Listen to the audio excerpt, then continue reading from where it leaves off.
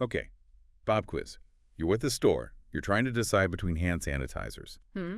One's ethyl alcohol, the other's isopropyl. Hmm. Do you just grab whichever one's got the cuter label? I've been there. Don't do it. There's a reason for those different types. Turns out the choice actually matters. Isopropyl, that's your virus killer. Yeah. But good old ethyl alcohol. Bacteria better watch out. It's amazing, right? These little everyday choices It is. can be like mini science experiments. And it just shows how we tend to lump all germs together, right? Yeah. Like a disinfectant is a disinfectant. But, it's a whole world of biocides out there, these agents that can, take down microorganisms. And trust me, it gets way more complicated than just wiping down the counter. Right. It's not just about wiping everything away and it's gone. Yeah. I will admit, I used to think of these things, these biocides, as like tiny assassins, just taking out anything in their path. Okay, I like the assassin analogy, but it's more like a strategic mission with the stages, Oh, okay. So first, picture this biocide molecule. It's reaching a microbe. Okay. And it's not a free-for-all attack. It has to interact with that microbe's surface. So think like lock and key. Oh, okay. The biocide needs the right key to even get started. So interaction is key, literally. What happens after our biocide molecule has, unlocked the door? Penetration. Oh. That's where the biocide has to get past all the microbe's defenses. And let me tell you, some of these guys are Fort Knox. Only then can it actually do its job, act on specific targets within the microbe to really disrupt how it works. So it's really about disrupting a system from within. And that's where I think this gets even more interesting. Because different agents have different targets, right? I got it. Like those hand sanitizers we were talking about? Yeah. Those alcohols, what are they doing? They're like the blunt force. The denatured proteins basically scrambling them up like, an egg white hits a hot pan. Oh, okay. And that's not all. They also mess with the cell membranes, make it all fall apart. So more like a chef demolition crew than assassins, I guess. Love that. Now, let's switch gears completely. Glutaraldehyde. Okay. Imagine a substance, right, that's like a cross-linker.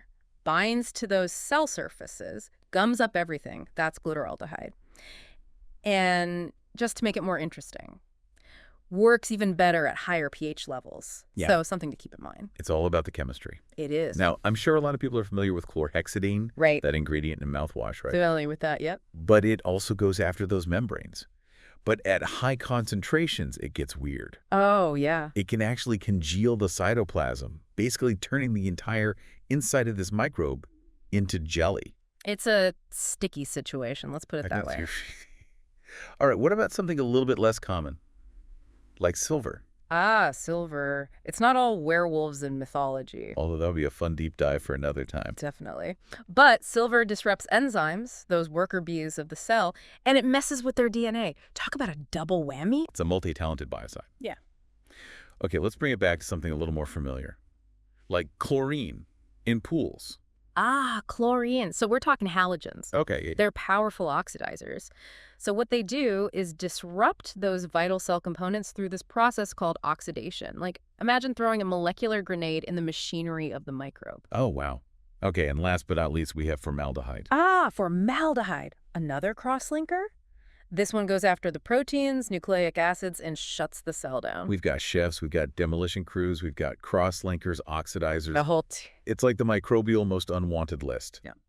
But you mentioned earlier that a biocide's effectiveness can actually vary, like depending on the concentration in the environment, even how old that microbe is. 100%. It is not as easy as, apply biocide, problem solve. Right. The environment plays a huge role. You've got temperature, pH, even just stuff like organic matter present.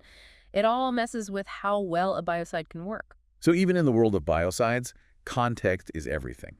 Always. But then this makes me wonder, if these microbes are so vulnerable to all these attacks, how are they surviving at all? Well, that's where things get really interesting. Microbes have a few tricks up their sleeve, and some of them are downright ingenious. Oh, welcome back to the unseen world. Last time, we learned how those biocides work, those microbial mercenaries, But plot twist, microbes, they don't go down easy. So today we're talking resistance. And what's wild is how many different defenses they have. Right. It's like billions of years of adapting right there. So how do they do it? Are we talking like superbugs?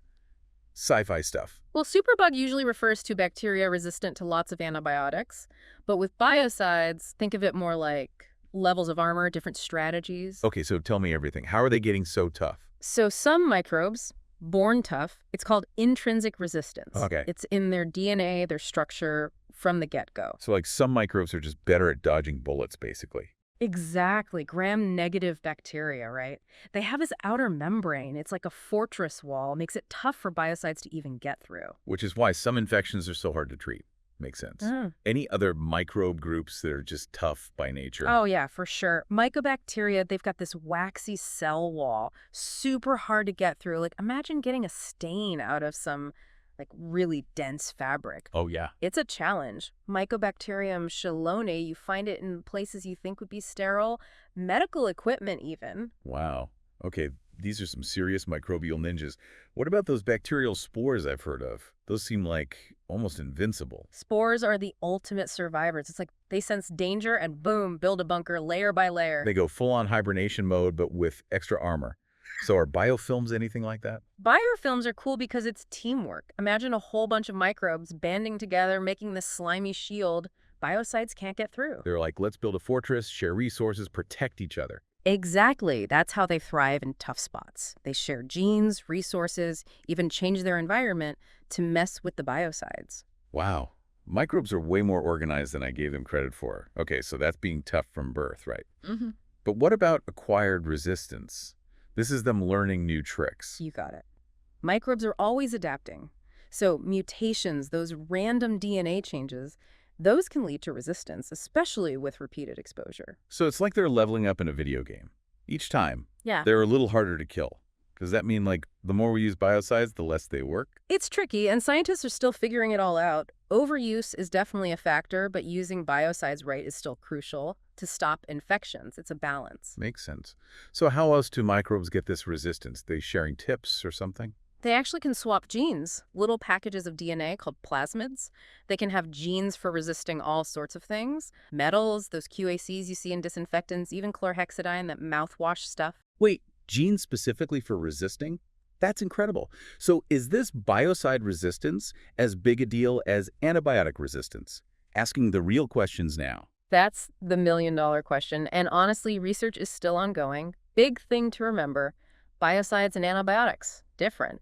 And resistance to each works differently too. Okay, yeah, good point. So why isn't biocide resistance as straightforward as the antibiotic kind? Well, remember those mechanisms, the chef, the demolition crew, biocides often hit microbes on multiple fronts. Makes it harder to adapt. Exactly. Even if a microbe resists one thing, the biocide might still work in other ways. So just because a lab test shows you need more of a biocide to stop a microbe doesn't mean it's failing in the real world. Exactly. It's not a one-to-one comparison. Biocides are complex, and we're still learning how all this resistance plays out long-term.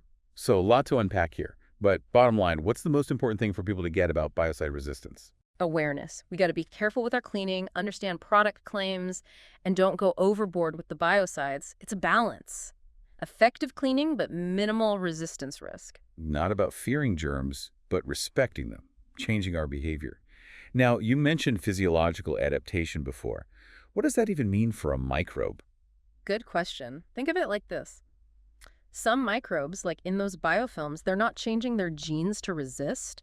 They're changing their behavior, their processes based on the environment. So more like adapting on the fly, not evolving new defenses. Right. In biofilms, they can change their metabolism, how fast they grow, even how their cells talk to each other, all to survive those biocides. It's a constant arms race. This is blowing my mind. We went from, like, biocides are weapons to this whole dance of attack and defense. Welcome back, listeners. We've been on quite the journey into the world of biocides, these unseen warriors fighting a constant battle. And I gotta say, I'm looking at my cleaning supplies a little differently now. It really changes your perspective, doesn't it? It totally does. So as we wrap up this deep dive, what's the biggest takeaway you want our listeners to walk away with? I think the most important thing to remember is that every time you grab a disinfectant wipe or use hand sanitizer, you're not just cleaning, you're actually taking part in this ancient battle, humans versus microbes. And like any good strategist, you got to know your opponent. So it's less about wiping them out and more about finding a balance. Yeah, exactly. We have to respect how resilient microbes are, understand how what we do affects them, and use that knowledge to make smarter choices every day. It's not about being scared of germs, it's about understanding them. That's it. Knowledge is power, right? It helps us make choices that are good for us and for the microbes all around us. And remember, we've only just scratched the surface here. Right, there's always more to learn, There are always new discoveries happening in this field. which is why we'll keep exploring it, right here on the Deep Dive. But before we go, one last thought. You've talked about how we might accidentally be making microbes stronger when we overuse or misuse biocides. What about other stuff we do every day? Are there things we don't even realize that could be contributing to this problem? Now, that's a really interesting question, and it's something researchers are trying to figure out. From the food we eat to just how we interact with our environment, there's so much more to discover. Wow, that's amazing. It seems like with every deep dive, we uncover even more questions. But that's what makes this journey so exciting.